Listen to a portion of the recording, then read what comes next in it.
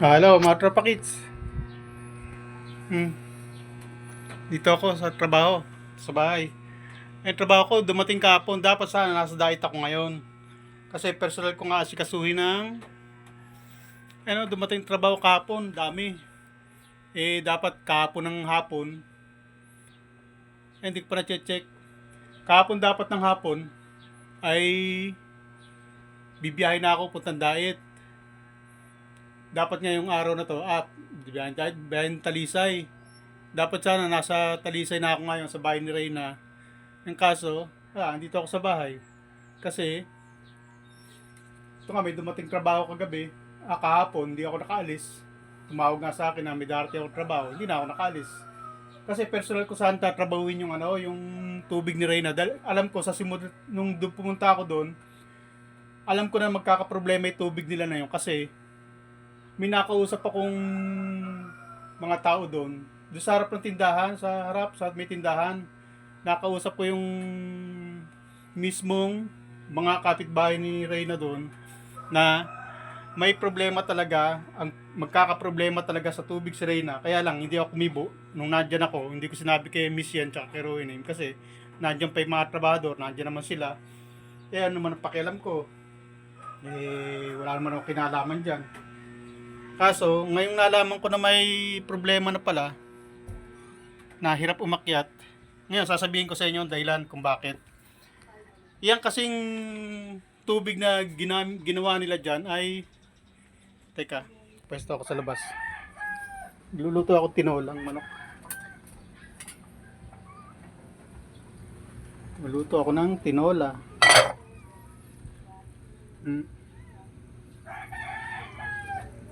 Ito, ano to, yung dahon ng wala kasing malunggay na dahon. Ang ginamit ko yung bunga. Ayan. Tapos dahon sili. Napakulo ko lang. Napalambot ko lang sila. Hindi ko masyadong takpan kasi puno. Ayan. Hindi ko masyadong tatakpan kasi baka umapaw. Ngayon, ito kwento tayo dito. Ngayon, ang sinasabi kong pagkakamali doon ay hindi sila nagtanong-tanong tungkol sa kalagayan ng tubig doon. At huwag yung sabihin sa akin na may water district doon. Totoo na may water district, pero wala pang linya doon. Wala pang tubo na nakalinya doon sa lugar na yon. At ang sabi sa akin ng mga nakatira doon ay pwedeng linyahan ng water district yung lugar na yon kung ang minimum na bahay ay 20 neighborhood. 20 pwede na silang linyahan ng tubo. Kasi mahaba gagamitin, hindi po pwedeng isang bahay ka, mag-a-apply ka ng tubig sa water district, tapos lilinyahan ka na kagad. Hindi po pwedeng ganoon. Kailangan marami ng bahayan, yun nga minimum 20, bago kayo linyahan ng water district. Kaya yung mga tao doon na dati nang mga nandun, hindi naman nag-a-apply ng water district kasi isa kabilang karsada. Si Larena kasi dito sa kabilang karsada eh. Doon sila magpapalinya. Kapag kayon ay naayos na marami ng bahay, pwede na sila linyahan ng water district. At matagal pa yun. Matagal pang panahon yun. Kaya yung mga tao doon ay, kasi ang mga bahay naman doon ay pasulput-sulput lang naman na mga nandun. At saka nung tumira sila doon, talagang deep well na ginawa nila. At ang sistema ng deep well ay paliliwanag ko. Mali ang ginawa ng mga trabahador dyan na nagtusok lang sila basta-basta ng tubo. At tapos nung may lumabas na tubig arya na sila, nagkabit na ng tangke. Hindi ganun ang sistema ng tubig dyan. At kung napapansin nyo, sa lahat ng kapitbahay, walang meron tangke. Kasi meron sistemang ginawa sila. O ito yung kapitbahay, yung likod ni Reyna. At saka yung kinuha ng kanila, may mga deep well yun. Lahat sila doon may mga deep well. At ako ang pakinggan nyo dahil ako ang nag-imbestiga sa lugar. Tinanong ko kung ano sistema ng tubig. Pero may tubig na si Reyna, kaya hindi na ako umibo. Ngayon nalaman ko may problema. Dahil alam ko talaga magkakaproblema. Dahil sinabi ng mismo ng kapitbahay na hindi tama yung sistemang ginawa nila na basta-basta sila nagtusok ng tubo at nung makahigop ng tubig, yun na. Hindi raw ganun. Ang kailangan daw dyan sa kanilang lugar ay 20 feet huhukay mismo. Hanggang sa makita nila mismo yung tubig. Yung level ng tubig makikita nila. At kapag ka nakita na nila ang level ng tubig, ang minimum yata sa kanila ay 20 feet. Kasi, mas maganda raw ngayon tag-araw kasi ang level ng tubig ay malalim.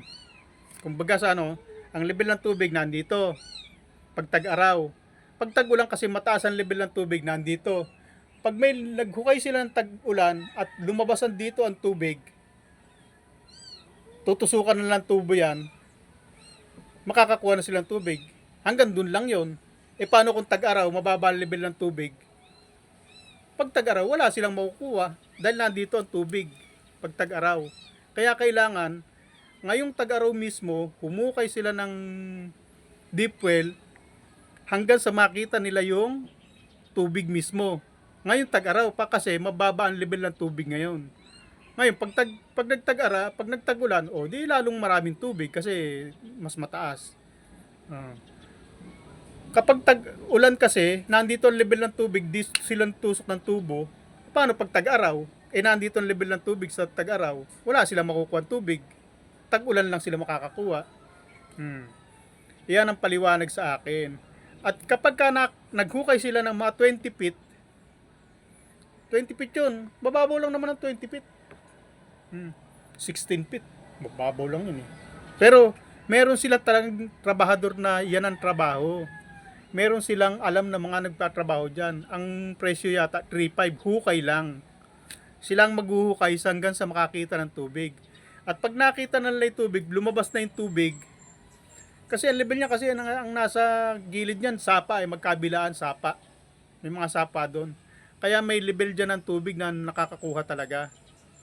Kaya lahat sila dyan may tubig. Kaya wala silang water district dyan. Hindi sila nag-a-apply ng water district kasi nga ay meron naman silang mga tubig at malinis. Kasi pag nakita na nila level ng tubig, nilalagyan nila ng bato para tumihining ang tubig. Na may mga bato yan. Tapos, bukod pa sa mga bato, nilalagyan pa rin nila ng banga. Meron silang nilalagay na banga. Doon patitiningin ng tubig, doon titining ang tubig, tapos lalagyan ng tubo pa, lalagyan tubo. At iba naman ang gagawa noon. Iba yung maghuhukay, iba yung gagawa ng tubo. Iba yung magpapaakit ng tubig. Kapag lumabas yung tubig nila, lalagyan ng bato, lalagyan ng banga, para malinis yung tubig. Kasi ang ginawa ng mga trabador dyan, nang naglagay ng tubig, ay basta isinalaksak yung tubo. At hindi raw maganda yung sistemang ganun. Kaya yun, pawala-wala ang tubig. Kaya ako ang pakinggan nyo. Kung ayaw nyo makinig sa akin, bahala kayo. Mag-imbestiga kayo doon. At kausapin nyo yung taong kinausap ko. 3.5, hukay lang yun. Hanggang sa makakita ng tubig. Mas maganda ngayong tag-araw para makita nila yung lalim ng level ng tubig. Pagka kasi tag-ulan, mababaw ang level ng tubig. Imbes sa 20 feet, baka 15 feet lang makakuha na silang tubig. Paano pag tag-araw? Wala silang tubig. Wala silang masisip-sip. Diba? Naintindihan nyo? Ngayon, yung sistema na yun, ay hanggang ngayon, ay yun ang ginagawa nila. Kaya sila, hindi na nila kailangan ng water district. Kasi yung water district ay mahabang proseso yan. Totoong may water district, may nawasa sinasabi. Pero doon sa lugar na yun, walang linya. Kaya karamihan kaya halos lahat ng bahay doon, puro poso. Yung papasok pa lang kay ng gano'n makita niyo may poso na kagad doon bakit pa sila mag-a-apply ng water district? May mga poso naman sila. At malinis naman ang tubig na nakukuha. At pinupuntahan sila ng taga-munisipyo, chine-check yung tubig nila kung pwedeng inumin o hindi. Kung hindi pwedeng inumin, bibili silang mineral. Yung tubig nila doon ay pang yan. Kaya alam ko lahat yan tungkol sa tubig dyan kasi inasikaso ko nga yan. Yung kuryente na-check ko, okay. O yung wifi, okay. Ang problema, yung tubig nga. Nung nandun ako, hindi nga ako nakapag-CR dun eh. Kasi nga, inaayos pa yung motor, walang makuha-kuha ng tubig eh. Kasi nga, tusok. Nagtusok sila ng tubo at kung makakita ng tubig, yun na. Hindi ganun ang sistema daw ng tubig doon. Kung kaya yung maniwala sa akin, hindi wag. Bahala kayo. Pumunta kayo doon at alamin nyo ang sistema. Magtanong-tanong kayo doon. Kasi, ang nakakaalam niyan, hindi tayo. Hindi yung mga contractor na galing sa ibang lugar na pumunta dyan para magpagawa ng bahay. Ang nakakaalam ng sistema ng tubig dyan ay yung mismong mga residente doon. Kaya yun ang tanongin nyo kung anong sistema ng kalakaran ng tubig doon. Bakit sila nabubuhay ng may tubig? Na hindi nila kailangan ng water district. Kasi yung water district na yan, matagal pang proseso nga yan. Dahil hindi basta-basta pag nag-apply ka ng water district, saan nila ikakabit? Wala naman tubo ng tubig dyan ng water district. Dito ulit dito sa amin, may water district talaga kami. May tubong mga nakahilera dyan. Na pag gusto mo mag-apply, isusuksok lang nila yung tubo mo. May tubig ka na. Doon wala. At hindi maglalagay ng tubo ang water district doon kung walang minimum na 20 bahay na mag-a-apply. Hindi ka basta lilinyahan doon na nag-iisa ka lang, apply ka sa water district, magkakatubig ka na. Hindi ganon. Hindi ganon ang sistema doon. Iba sistema ng tubig doon. Puro deep well doon. At chinecheck yan ng mga taga-munisipyo kung safe ang tubig nila doon. Kapag hindi safe, hindi sila pinapayagan na inumin yon. Bili silang mineral. Ganun yung sistema ng tubig doon. Kaya wag niyo sabihin sa akin na may water district. Totoong mayroong water district. Pero, yung lugar ng Talisay may water district. Yung munisipyo ng may water district. Ng Talisay may water district. Doon sa lugar nila Reyna, walang tubo ang water district doon na pwede mo salaksakan ng pag nag-apply ka, isasalaksak mo lang yung tubo mo papunta sa bahay mo, may tubig ka na. Walang ganun. Walang linya ng water district doon. Ia-apply pa yan at matagal na proseso pa yun. Ang Talisay, totoong may water district. Pero, wala silang linya ng tubo doon. Maniwala kayo sa akin dahil ako ang galing doon. Huwag kayong magdunong-dunungan dyan. Nasasabihin may water district, mag-a-apply ng water district, tapos magkakaroon ng tubig. Malabo yun. Matagal pang proseso yun at matagal na panahon yun. Yun yung mga nandyan eh. Tagal na nakatira dyan eh. Wala nga silang water district eh. Deep well sila talaga. At yun ang sistema ng deep well doon. Huhukay ka ng 20 feet hanggang makita mo yung tubig. At may taong gagawa niyan. May mga manggagawa sila doon na marunong dyan. Nakakaintindi. Tayo, mga dayuhan tayo dyan. Hindi natin kabisado ang lugar. Kaya dapat tayo magtanong-tanong sa mga tao dyan. Yan ang gawin ninyo. Hindi yung magmamarunong tayo na, may water district naman. Mag-a-apply tayo sa water district. Anak ng weting na katakbo ng isipan yan. Hindi po pwede yung ganun. Kahit anong apply mo dyan, ang layo-layo ng water district. Ilang kilometro din yon. Lilinyahan ka ba ng nagsosolo ka lang? Padadaluyan ka ng tubig dyan ng water district kung nag-iisang bahay ka lang? Kaya nga may minimum na 20 house o neighborhoods na mag-a-apply doon. Ano yung water district papalugi? Maglalagay sila ng linya ng tubig dyan, tapos isang bahay ka lang na padadaluyan ng tubig.